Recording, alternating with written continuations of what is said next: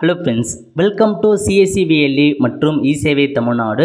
இன்றைக்கி நம்ம தமிழக அரசோட தொழில் வரியை எப்படி ஆன்லைன் மூலமாக நீங்களே பே பண்ணுறது, அதை பற்றின இன்ஃபர்மேஷன் தான் இந்த வீடியோ வந்து பார்க்க போகிறோம்.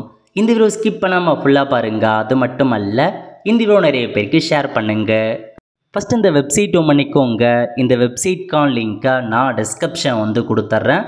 vptax.tnrd.tn.government.in இதை வந்து பார்த்தா அஃபீஷியல் வெப்சைட். ஓகே, இந்த வெப்சைட்டில் சேவைகளில் 3 ஆப்ஷன் கொடுத்துருக்காங்க பாருங்கள். முதல்ல உங்கள் நிலுவைத் தொகையை பார்க்கலாம், எவ்வளோ அமௌண்ட் நீங்கள் பே பண்ணணும் அதை செக் பண்ணலாம்.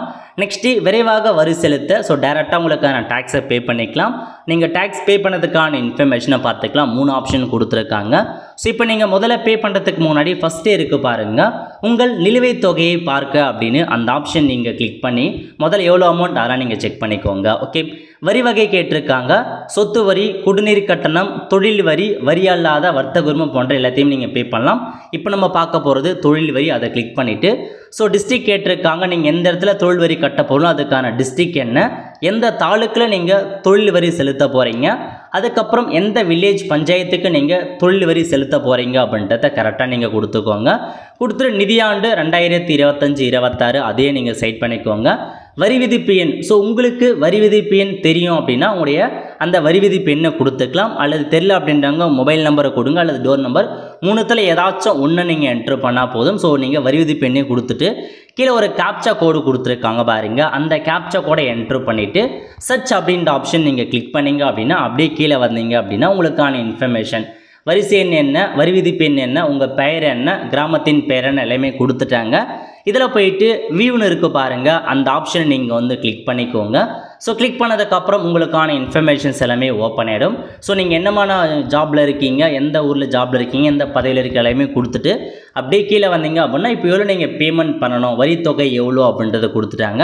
ஸோ இதான் உங்களுக்கான வரி அமௌண்ட். ஃபஸ்ட் ஆஃப் ஃபேர் இருக்குது, செகண்ட் ஆஃப் ஃபேர் இருக்குது. இப்போ நம்ம ஸோ பே அப்படின்ற ஆப்ஷன் நீங்கள் கிளிக் பண்ணிங்க அப்படின்னா இந்த மாதிரி அகைன் இன்ஃபர்மேஷன், முதல்ல பெயர் கேட்டிருக்காங்க, ஆங்கிலத்தில் தொழில் வரி செலுத்துகிறாங்க பாருங்கள், அவங்க பெயர் என்னவோ அதை நீங்கள் கொடுத்துக்கோங்க.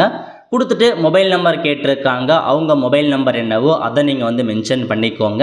அதுக்கப்புறம் அவங்களுடைய மெயில் ஐடி கண்டிப்பாக கொடுக்குற மாரி இருக்கும், அவங்க மெயில் ஐடி என்னவோ அதையும் நீங்கள் வந்து கொடுத்துக்கோங்க. ஓகே, ஸோ இந்த மாதிரி பெயர், மெயில் ஐடி, மொபைல் நம்பர் அப்படி மொத்தமாக 3 கொடுத்துட்டு கீழே அப்படியே வந்தீங்க அப்படின்னா கேப்சா கோடு கொடுத்துருக்காங்க பாருங்கள், அந்த கேப்சா கோடை அப்படியே பார்த்து நீங்கள் வந்து டைப் பண்ணிவிட்டு சர்ச் அப்படின்ற ஆப்ஷன் நீங்கள் வந்து கிளிக் பண்ணுறீங்க அப்படின்னா ஸோ கீழே உங்களுக்கு அமௌண்ட் ஓப்பன் ஆகிடுச்சு. அது கீழே ப்ரொசீட்னு இருக்குது பாருங்கள், அதுக்கு முன்னாடி கட்டண முறை ஆன்லைன் அப்படின்றத நீங்கள் வந்து செக் பண்ணிவிட்டு ப்ரொசீட் அப்படின்ற ஆப்ஷன் நீங்கள் வந்து கிளிக் பண்ணிங்க அப்படின்னா டேரெக்டாக உங்களுக்கு இந்த மாதிரி தான் ஓப்பன் ஆகும். இதில் போயிட்டு ஐ அக்ரின்னு இருக்குது பாருங்கள், அந்த ஆப்ஷன் நீங்கள் வந்து கிளிக் பண்ணிக்கோங்க. ஒரு சில டேர்ம்ஸ் அண்ட் கண்டிஷன்லாம் கொடுத்துருக்காங்க, அதெல்லாம் நீங்கள் செக் பண்ணி பார்த்துட்டு ஸோ என்னென்ன மாதிரி ரீஃபண்டு எல்லாம் ஆகாது அப்படின்னு சொல்லிட்டாங்க. பேமெண்ட் ஏதாச்சும் எரர் வருது அப்படின்னா மெயிலுக்கு நீங்கள் அனுப்புனீங்க அப்படின்னா பேமெண்ட் கிளியர் பண்ணி கொடுத்துரும் அப்படின்னு சொல்லிட்டாங்க.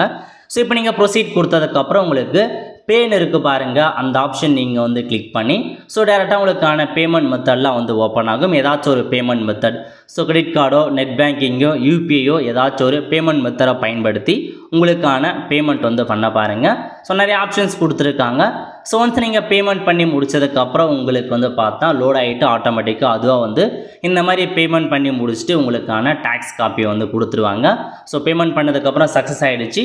இப்போ நீங்கள் டவுன்லோட் ரிசிப்ட் கொடுத்து உங்களுக்கான தொழில் வரி, நீங்கள் பண்ணதுக்கான தொழில் வரியை நீங்கள் டவுன்லோட் பண்ணிக்கலாங்க. ஸோ இந்த மாதிரி தான் நீங்கள் வந்து டேக்ஸ் கட்டுற மாதிரி இருக்கும். இதே மெத்தடு தான் உங்களுக்கு சொத்து வரி கட்டுறது, குடிநீர் கட்டணம் செலுத்துவது எல்லாமே ஒரே மாதிரி தான் இருக்க போது, எந்த மாற்றமும் கிடையாது. ஓகே, ஸோ இப்போதைக்கு தொழில் வரி எப்படி பே பண்ணணும்னு பார்த்தாச்சு. ஸோ கண்டிப்பாக அடுத்த சொத்து வரி எப்படி பண்ணுறது அதை பற்றி நம்ம வந்து பார்க்கலாம். ஓகே, ஸோ நிறைய பேருக்கு இந்த இன்ஃபர்மேஷனை ஷேர் பண்ணுங்க, அவங்களும் வந்து பார்த்தா ஈஸியாக வீட்டிலேருந்தே அவங்களுக்கான தொழில் வரியை தாராளமாக வந்து செலுத்திப்பாங்க. ஸோ இதாங்க, இந்த மாதிரி தான் நீங்கள் செக் பண்ணிவிட்டு அப்ளை உங்களுக்கான டேக்ஸை நீங்கள் பண்ணிக்கலாம். ஆல் த ஃப்ரெண்ட்ஸ், கண்டிப்பாக இந்த பிடிச்ச லைக் பண்ணுங்கள். அது மட்டும் அல்ல, இந்த வீடியோ நிறைய பேருக்கு ஷேர் பண்ணுங்கள். அடுத்து ஒரு நிலையில் சந்திப்போம். நன்றி, வணக்கம்.